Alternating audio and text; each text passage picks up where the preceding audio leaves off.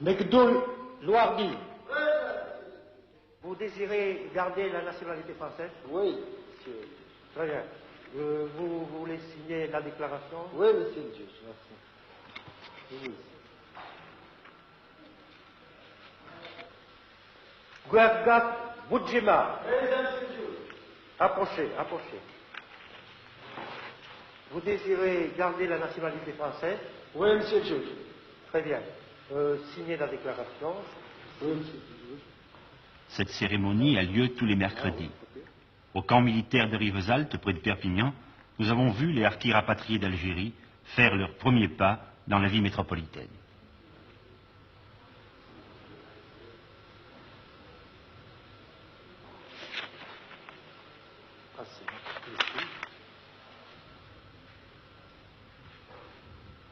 C'est long, 2 signatures. Parfois, monsieur le juge s'impatiente un peu. Vous l'avez vu. Voici le récépissé de la déclaration que vous venez de souffrir. Ne le Merci, gardez pas. monsieur le juge. Dès que votre femme est là. Il est là. Ah, approchez, madame. Guergat Boudjima. Présent, monsieur le juge. Approchez. Vous désirez garder la nationalité française, madame? Oui, monsieur. Bon, tenez, je vais vous délivrer le récépissé de la déclaration que vous savez signer. Vous savez signer? c'est comme ça. Hein? C'est comme ça. Non, je ne sais pas. Bon, ça ne fait rien. Voici le récépissé de la déclaration, madame. Voilà. Vous pouvez vous retirer, monsieur. Je vous remercie.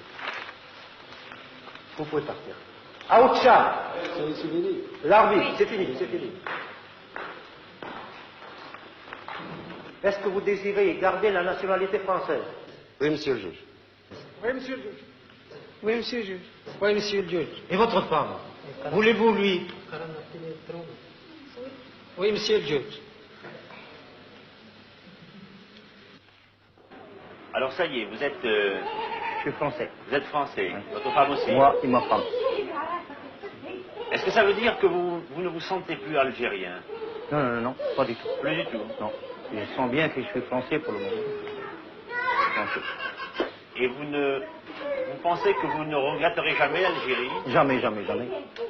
Jamais. C'est votre pays natal pourtant. Oui.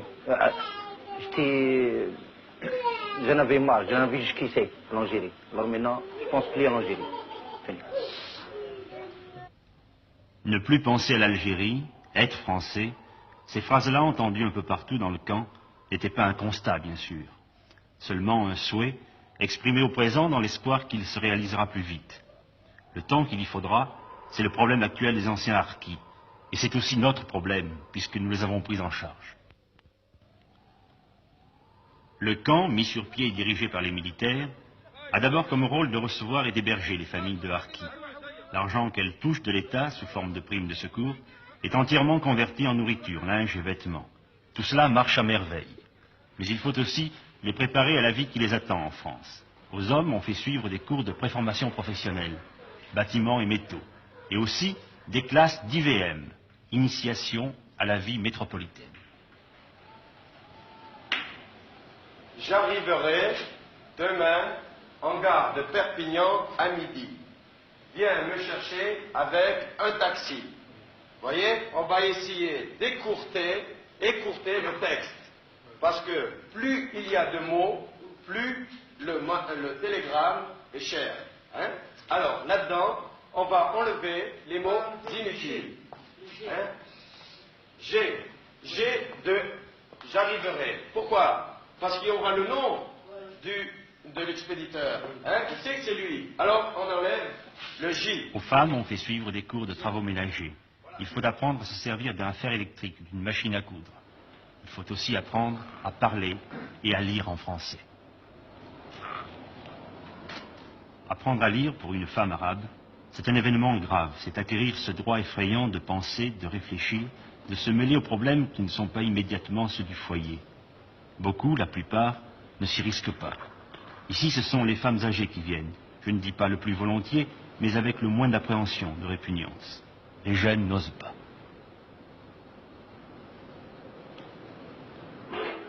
Dites-moi, est-ce que votre femme parle français? Non, elle comprend, mais il ne parle pas. Si vous le parlez, vous le causez, il comprend ce que vous dites, mais pour répondre, il ne faut pas répondre. Vous comprenez ce que nous disons, madame? قال لك لو كان نهضر معك تفهمي تنقول لك بالفرنساويه.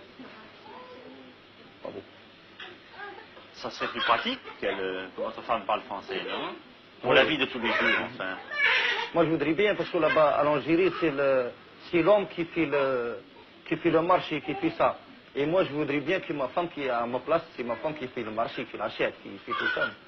Moi je voudrais bien ça, qu'il apprenne. Quand vous aurez une paye, un salaire, vous lui donnerez de l'argent pour le ménage? Oui, je donne. Et je donne d'argent, mais il ne sait même pas compter. Ils ne connaissent pas ni billets de 1000, ni de billets de 500. Ils ont billets de 500 ou billets de 5000, et pour elle, c'est pareil. Pourquoi est-ce qu'elle ne peut pas suivre les cours de rattrapage? Si. Je ne l'empêche pas d'aller. Qu'est-ce qu'elle en pense, elle? تروحي؟ تقري ولا ما تروحيش؟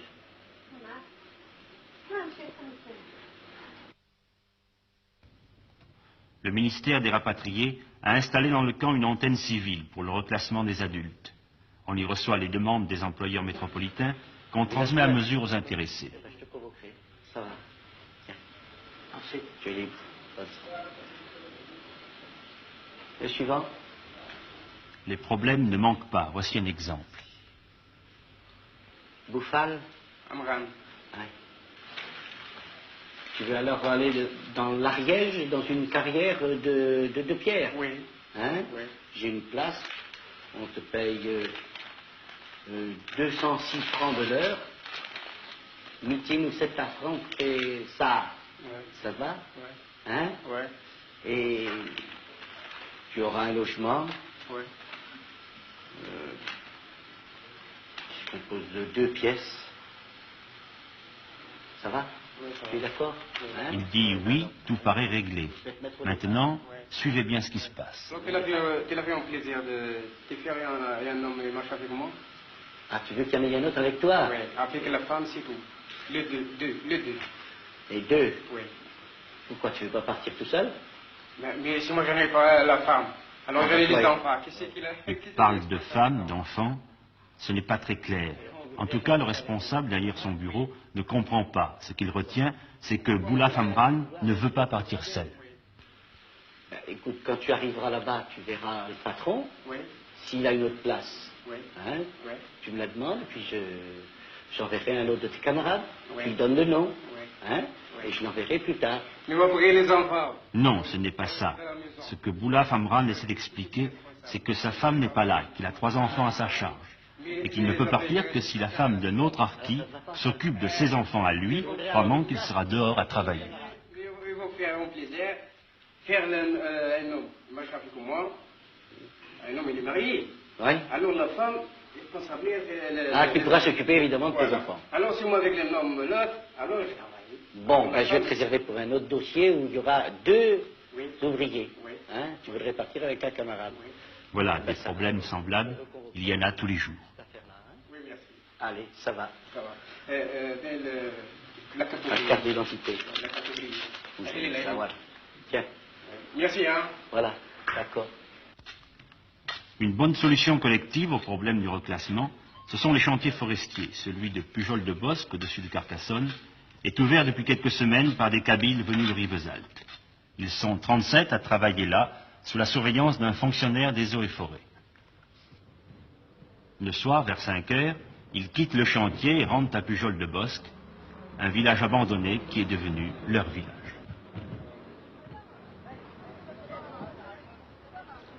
Ils s'installent peu à peu. On a refait pour eux une école, des adductions d'eau, les murs et les toits de 37 maisons, puisqu'il y avait 37 familles à reloger. Le problème reste l'isolement. Le village habité le plus proche, Villeneuve, est à 7 km, par une route étroite et sans revêtement, à peine carrossable l'hiver. Pourtant, les commerçants de Villeneuve se sont toujours arrangés pour monter jusqu'ici, quel que soit le temps. Le boulanger, que voici, vient chaque jour, le boucher 2 fois par semaine. L'épicier, ou plutôt l'épicière, 1 fois. Tous en fin d'après-midi, puisqu'il faut attendre que les hommes, qui seuls ou presque peuvent effectuer les achats, soient rentrés du travail. Le capitaine Boyer et l'adjudant-chef Vergès, qu'il va rejoindre, sont les responsables militaires du pays. Ils vont s'effacer bientôt devant l'autorité civile, c'est-à-dire devant monsieur le maire de Villeneuve, qui a Pujol-de-Bosc dans sa commune.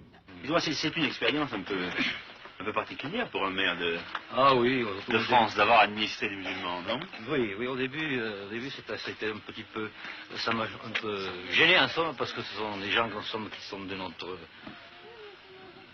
forme, quoi, de notre civilisation que nous, peut-être notre mentalité. Alors, au début, mais après, je me suis très bien habitué, quoi, ce sont des gens très sympathiques. Au fond, avant l'arrivée des musulmans à Pujol-de-Bosc, vous n'aviez plus d'administré ici, si? Il n'y avait qu'un seul berger qui était dans le village. C'était le dernier habitant du pays? C'était le dernier, oui, pratiquement.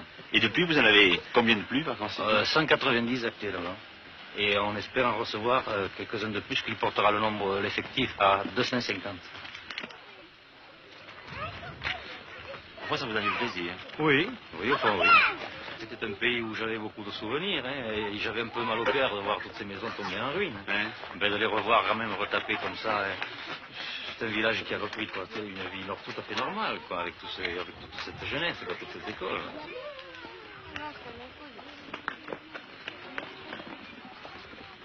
Ça te plaît de vivre en France? Oui. Tu n'aurais pas préféré rester en Algérie, non? Non, là c'est mieux. C'est mieux en France? Oui. Dis-moi pourquoi. Parce que là c'est mieux. Parce que là-bas, le FLN. Il y a le FLN là-bas. Oui. Tu avais peur du FLN? Oui. Tu te plais ici? Oui. Tu préfères être ici ou être en Algérie? En Algérie. Oui. Tu étais à quel endroit en Algérie? Kerba. Pourquoi tu préférais l'Algérie? Mon pays, l'Algérie. Tu allais à l'école déjà en Algérie? Oui. À quel endroit? J'étais à Binabra. C'était pareil qu'ici? Comment? C'était comme ici l'école? Oui. Tout pareil? C'est pareil, oui. Les maisons, elles sont comme en Algérie? Non, nous ne sommes pas comme en Algérie. Comment elles sont? L'Algérie, c'est avec des roseaux et puis de la terre. Et ici? Ici, c'est avec des ciments. Et puis, dessus, c'est des plaques comme ça. Oui. Et puis aussi, des planches dessous. À la seule femme kabyle parlant français, Madame Aguazil, nous avons demandé depuis quand elle était installée. 15 jours. Ça fait 15 jours. Ça fait 15 jours seulement que vous Oui, êtes là? oui. Très bien. Vous étiez à Rivesaltes avant? Oui, à Rivesaltes. C'était bien là-bas, Rivesaltes? Oui, il était bien. Mais mieux qu'ici. Pourquoi? Parce que vous avez une maison à vous ici? Oui, parce que nous autres maintenant, il y a la maison, là-bas c'est à l'armée, ça c'est à nous. C'est à eux, oui. Le réchaud à gaz, les chaises, la table, le coin où ils rangent ce qu'ils ont pu sauver dans leur départ. Ces clés suspendues au plafond sont celles de la maison, en Algérie. Vous avez combien de pièces? J'ai 3 pièces. Il y a 2 chambres dans la cuisine. C'est-à-dire la pièce ici, Oui, et puis 2 chambres. oui, un chambre pour le gosse, un chambre pour moi, en cuisine. Vous êtes combien dans la famille? Il y a Jacqueline, 6. 2 sœurs et un frère. et puis votre mari. Oui. Combien il touche votre papa? Quel est son salaire? 1500 francs par jour. Vous avez les allocations familiales ou non? Oui, si. Qu'est-ce que vous pensez, que vous resterez ici? Oui, on va partir, alors on va rester ici jusqu'à la fin. Ça vous plairait de vivre Oui, ici? oui, Hein? oui. Aujourd'hui, en France, il y a 28 villages semblables à Pujol-de-Bosc, habités par ceux qu'on appelait naguère les Harkis. Il y en aura 70 d'ici la fin septembre. Ici, à Pujol, 3 enfants sont nés depuis le début du printemps.